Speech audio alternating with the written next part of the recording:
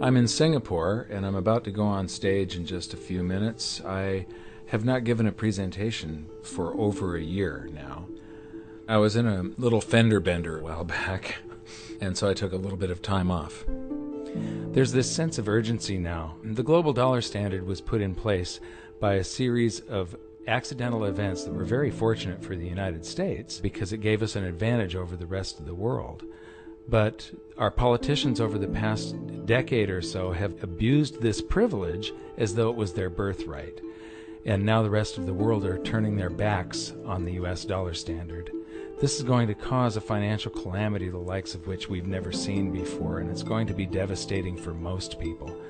I don't want this to happen, but the damage has already been done. So I'm going around trying to alert people and show them how they can protect themselves and turn this into a great opportunity for themselves. There's always one result from what we are doing right now, expanding the currency supplies all over the planet. There's one result, and that is higher gold and silver prices. I love America, at least the America that the Founding Fathers created, and I'm hoping that people get interested in this so that they'll see that what made America great is the answer to our problems, to get back to free markets, free people, and sound money. Our own history proves that this is the road to maximum prosperity. We are entering a period of financial crisis that is the greatest the world has ever known. The wealth transfer that will take place during this decade is the greatest wealth transfer in history. Wealth is never destroyed, it is merely transferred, and that means that on the opposite side of every crisis there is an opportunity. The great news is that all you have to do to turn this crisis into your great opportunity is to educate yourself. I believe that the best investment that you can make in your lifetime is your own education. Education on the history of money, education on finance, education on how the global economy works, education on how all of these guys, the central bankers, the stock market, how they can cheat you, how they can scam you. If you learn what is going on and how the financial world works, you can put yourself on the correct side of this wealth transfer. Winston Churchill once said that the further you look into the past, the further that you can see into the future. This program is all about creating your own crystal ball, being able to gaze into the future, being able to change this crisis, the greatest crisis in the history of mankind, into your great opportunity.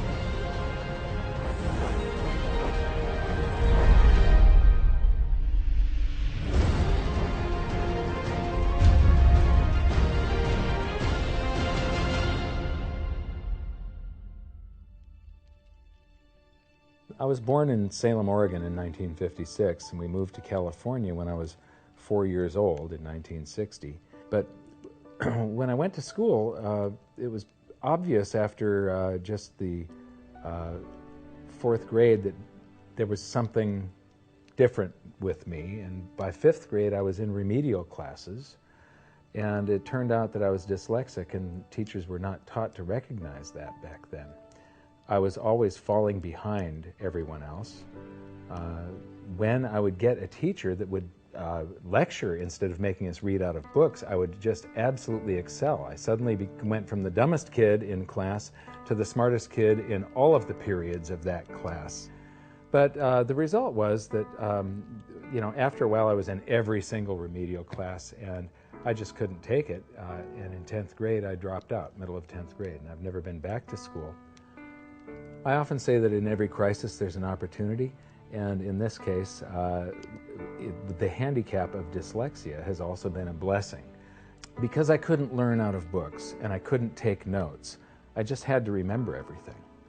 And I have the ability to, my brain's wired a little bit differently. I have the ability to look at a chart today, and I know how it relates to a chart that I saw 10 years ago. But it was back in about the year 2000 when Steve Jobs of Apple introduced OS X. The world of books opened up to me, built right into the operating system, was a text-to-speech program. Now I could just have an assistant slice and scan my books and turn them into text and email me, and then all I have to do is highlight the text, press a button and the computer reads to me. People are turning to assets that will keep their value if prices rise. So much money has been pumped into the system that people are worried about inflation down the road, said Bruno S. Frey, professor of economics at the University of Zurich. So dyslexia is no longer a problem. But what it's also done for me is I have the ability to explain complex things to people in a simple manner for some reason. And so I sort of made it my mission to try and wake up the middle class, to let them know how the monetary system works, to let them know that there is a major economic calamity coming sometime down the road, and it's most likely within this decade that we're in right now.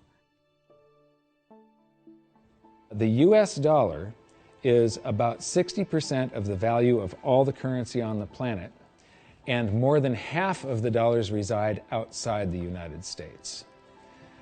The reason every country has US dollars is, first of all, that's what central banks use as the reserve currency.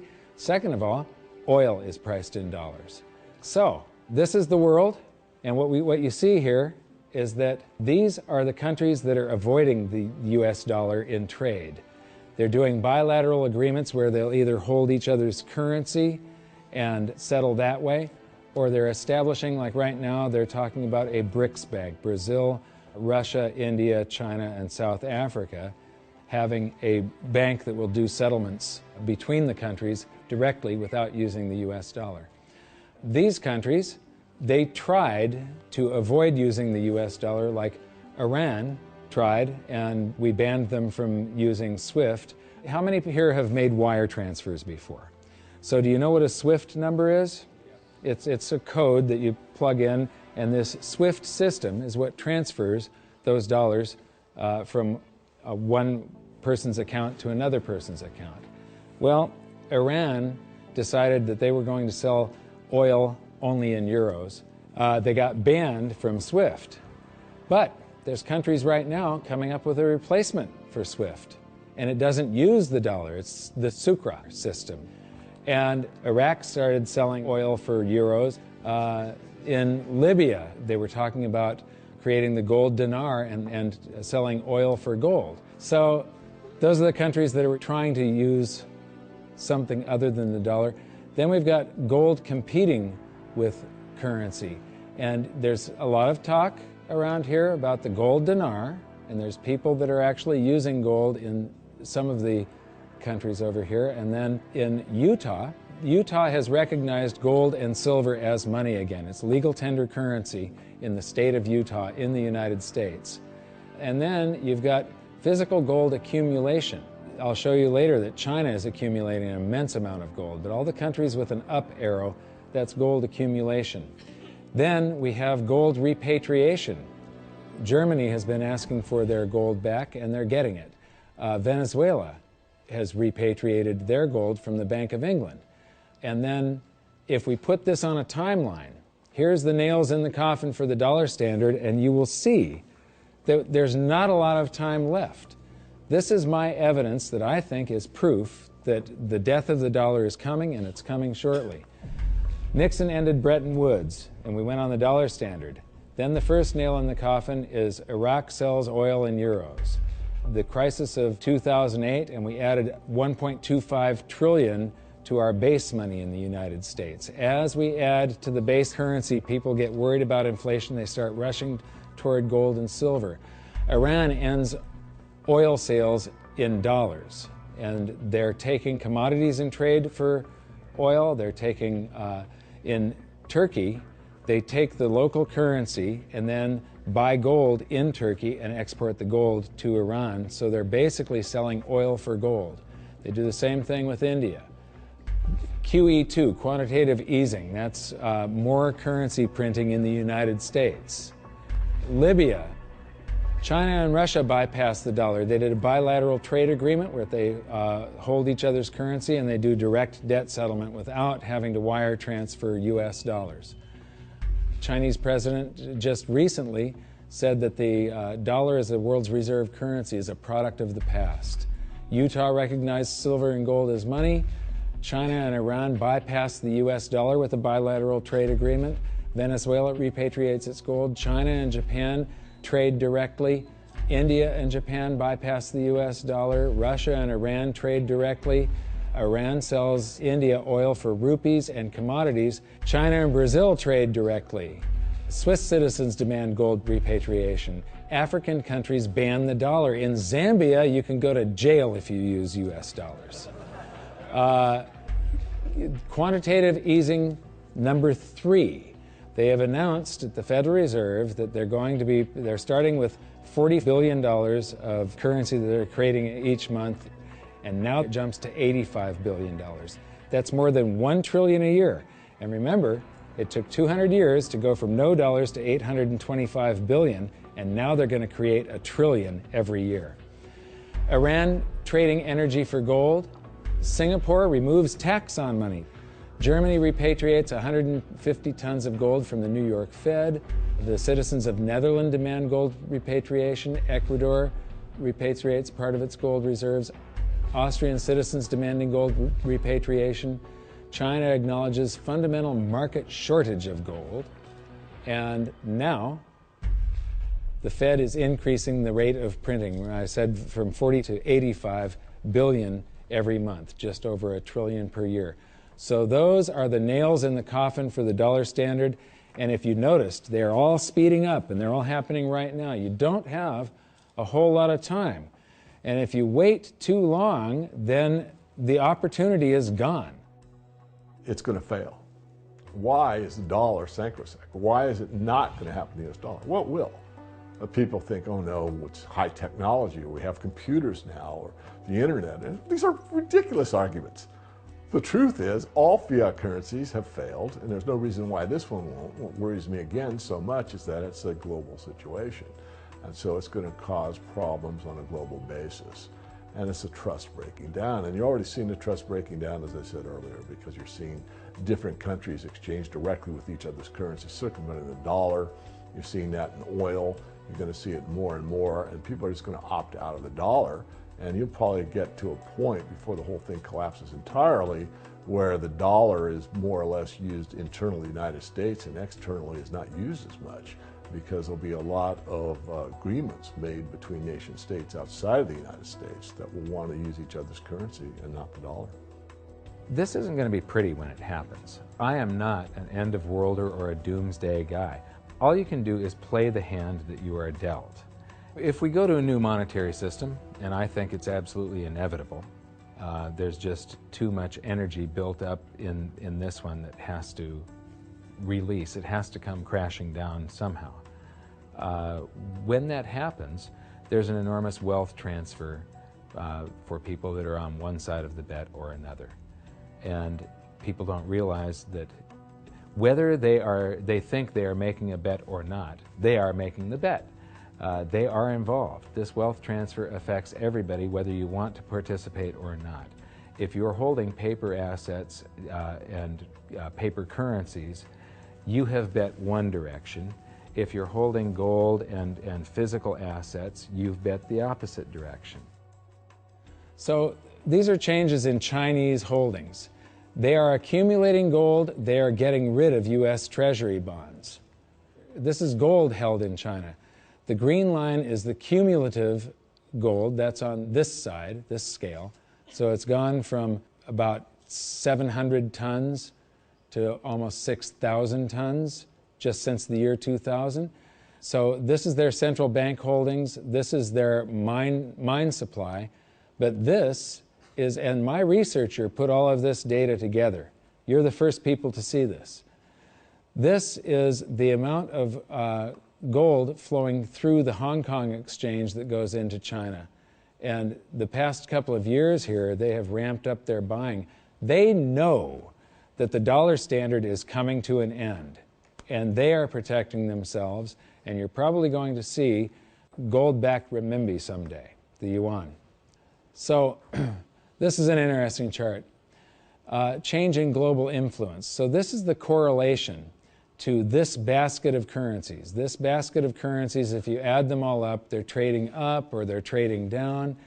And this was pre-crisis, so it's before 2008. So this is from the International Monetary Fund. It's their data. So from 2005 to 2008, This is the correlation of, if that basket of currencies was trading up, the dollar was probably doing about the same thing as what it's saying. The Chinese renminbi, a little less so. And then this is today. The US dollar is done for.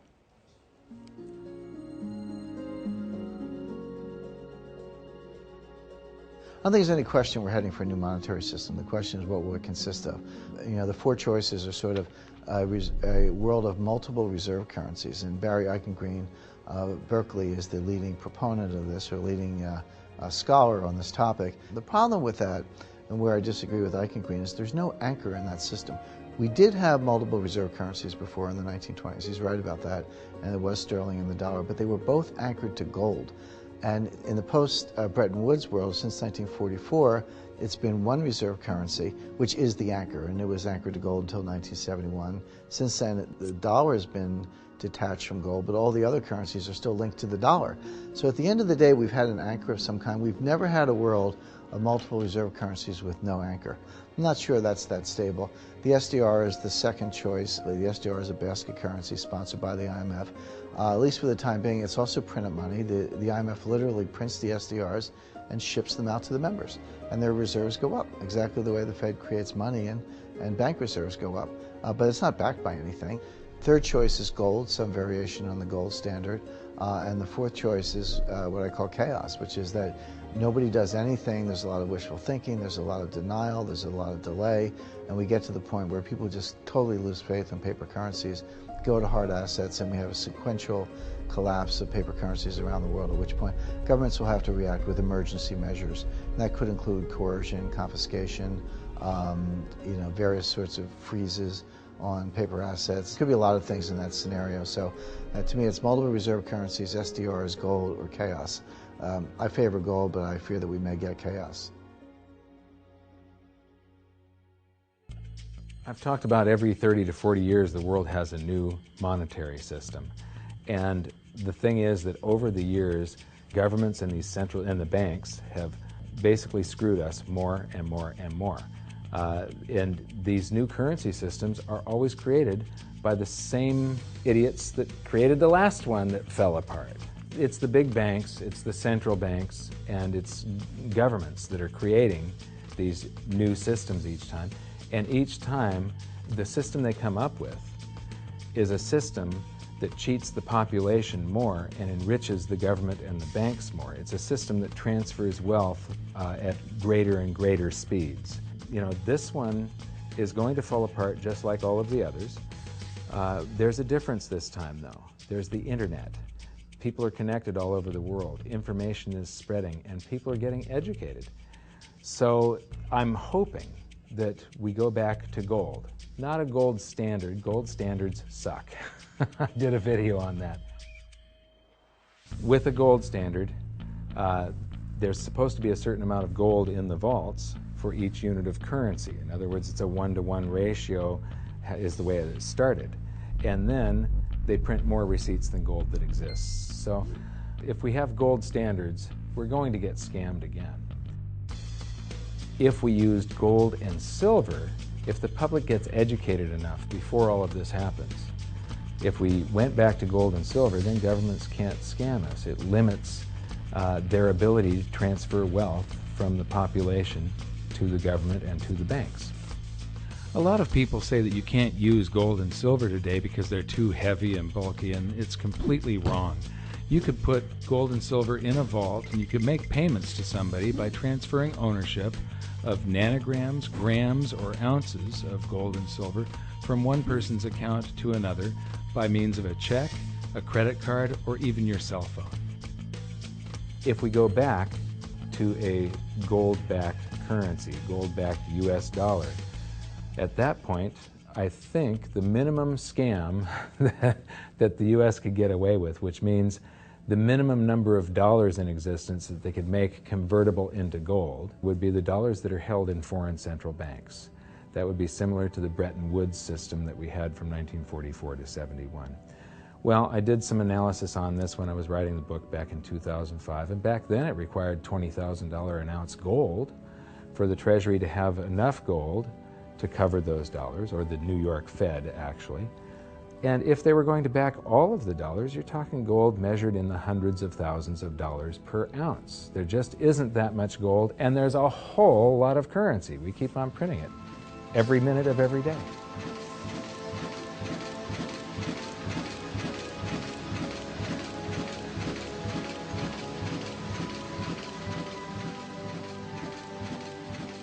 This is gold and how it accounts for a currency supply. This is our base money in the United States, which was gold back here from 1900 until the Federal Reserve. The amount of currency in circulation in gold were the same. And then we established the Federal Reserve, and we inflated for World War I, and we had more currency in circulation than we had gold to back it. There were some bank runs in the 30s. Then Roosevelt unpegged the dollar from gold, and gold's value rose from $20 an ounce to $35 an ounce. And when it did, the value of the gold held at the U.S. Treasury rose to meet the value of all the currency that was printed in the meantime. Here's the same chart again, but now I'm taking it out to 1971. And what you see is these gold inflows during World War I. During World War II, it's another 117% gold increase. This is what made the United States a superpower. It's all financial. It isn't our war machine necessarily. It's all the gold inflows that we got because everybody else was at war and we were isolated from it. And they had to pay us for all their consumer goods and so on. And then we jumped into the war and we inflated. And then in about 1959, countries started figuring out that we didn't have all the gold. You know, we were printing more dollars than gold that we had to back it. And under the Bretton Woods system, they could go to the New York Fed and turn in their dollars for gold at $35 per ounce. Only foreign central banks. Individuals couldn't do that. So gold started flowing out, and the U.S. lost 50% of its gold from 59 to 71. And in the meantime, we kept on printing currency. If this had continued until it got down to zero, if there was one more dollar out there that laid claim to gold, that came in and said, we want our gold for a currency, and there was no gold to back it up, the entire world monetary system would have come crashing down. So Nixon had to take us off of the Bretton Woods system, the last vestiges of the gold standard in August 15th of 71. So here's the same chart again. There's the first chart and the second chart to 71, and now I'm taking it out to 85, and I'm adding a second line here. How many people would agree that credit cards are replacing cash in circulation? Yeah? Credit cards, you use your credit card more and more every year, right? You use cash less and less. Well, this is outstanding credit card balances. It's called revolving credit outstanding is the name of the chart that you get from the Federal Reserve. When you charge something on a credit card, you create currency. The bank didn't actually loan you anything. They invented numbers. And then they have the gall to charge you interest if you don't pay those numbers back on time. So the thing is that the merchant that you're paying, the restaurant or the grocery store, that merchant's checking account can't tell the difference between the credit dollars that you created or the cash dollars that you pay them. So to that merchant's checking account, it all looks the same. And those dollars that you created stay in circulation until somebody saves them up and pays down credit card debt. So unpaid credit card balances I include as part of the cash in circulation. And in 1971, Nixon took us off the gold standard and gold became a freely traded separate commodity/money, and it did an accounting of the currency supply.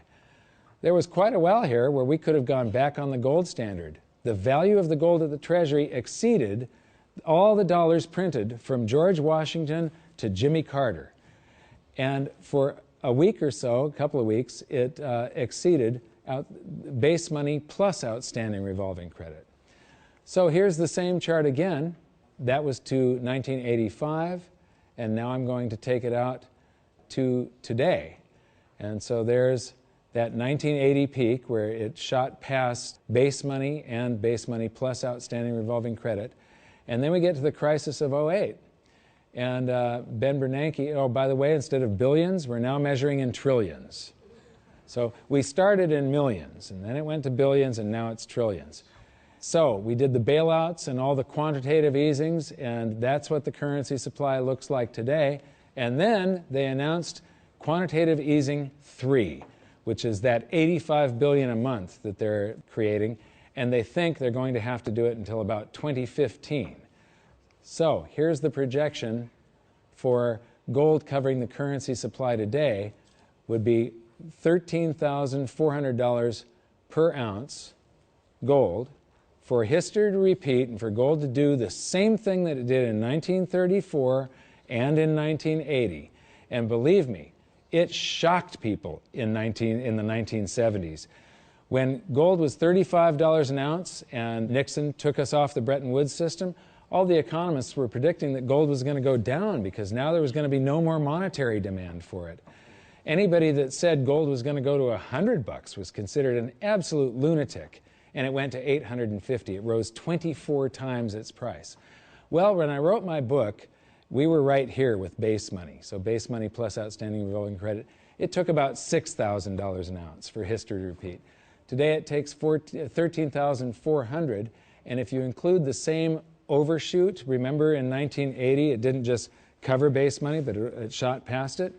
$24,000 an ounce gold is what it would require to meet that.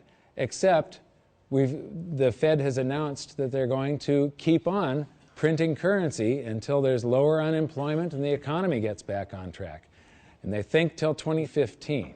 So the projected price, according to the Fed and history repeating, if the Fed does this and then history repeats and gold, the public gets afraid of what the Federal Reserve is doing and they rush toward gold and silver to protect their purchasing power, gold would have to rise from there to way up here, and that is $26,000 per ounce gold to cover. If it does the same overshoot, we're talking about $47,000 an ounce gold. Now, I don't even like to measure gold in dollars. If you measure it in a price doesn't mean anything. It's the value. How much can you buy with the proceeds? If we have deflation and some of this currency evaporates, because it's all just numbers that they type into a computer these days, if we have deflation, maybe gold peaks at $3,000 an ounce and the currency supply collapses to way down here somewhere, and the Dow is at 1,500. That means gold will still be double the Dow. You're still going to get 14 times more paper assets one day than you can buy today with them, and it's probably only a couple of years left that this is going to take, as you saw by how the nails in the coffin of the dollar standard, how they're speeding up. If we have big inflation and the Dow goes to 30,000, maybe gold will be 60,000 an ounce.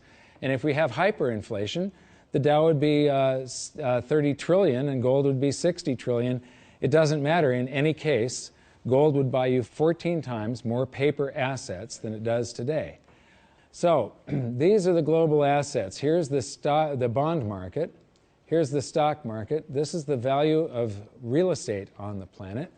And these are bank deposits, and there's gold. Now, that little slice of the pie is going to get a lot bigger in just the next few years, and it's not going to do it by a whole bunch more gold just appearing. It's going to do it by the price of other assets going down, or at least their value going down, and the value of gold going up. So the price of gold will change. That piece of the pie is going to grow. It was a lot bigger back in 1980 when gold was at $850. It's going to get a lot bigger today again, but today, as you've seen, it requires far, far higher prices. So, the death of the dollar standard. How many people here believe that I'm sort of predicting what's going on in the future here? You can see that there's a new world monetary system coming. It happens every 30 to 40 years, except this time, instead of a baby step off of gold, we've got to go from nothing back to something. It's going to be a worldwide convulsion, the scale of which has never been seen before. At the end of the day, the fundamental driver of gold, it's not so much that gold's in a bull market, it's more the dollar's in a bear market. And people say, well, how high can gold go? And my answer is, well, how low can the dollar go? The answer is the dollar can go to zero. If you divide any number by zero, the answer is infinity. So gold can go to infinity if the dollar goes to zero. Now, in the real world, something else will happen. It's not that gold becomes worth infinite number of dollars. It's more the case that the dollar just falls off the stage. The dollar gets the hook, so to speak, and you'll count gold in dollars to 5,000 to 10,000 at some point, but there will come a time when you won't count gold in dollars anymore because dollars won't count. People won't want dollars. There is so much opportunity in crisis, it is absolutely extraordinary. That's just not me saying that, that's just history. You read any amount of history, and I don't mean last week, I mean real history. You know, in times of crisis, it's when huge fortunes were made. In times of crisis, it's when human beings create and develop newest technologies and newest science and new medicines. In times of crisis, there's so much opportunity as long as you can remain calm, get educated, be resourceful. The challenge for most people is that in crisis, they go into crisis mode, which means they go into scarcity, they go into lack, they go into blame, and none of those emotions are resourceful for helping you solve whatever challenge is in front of you.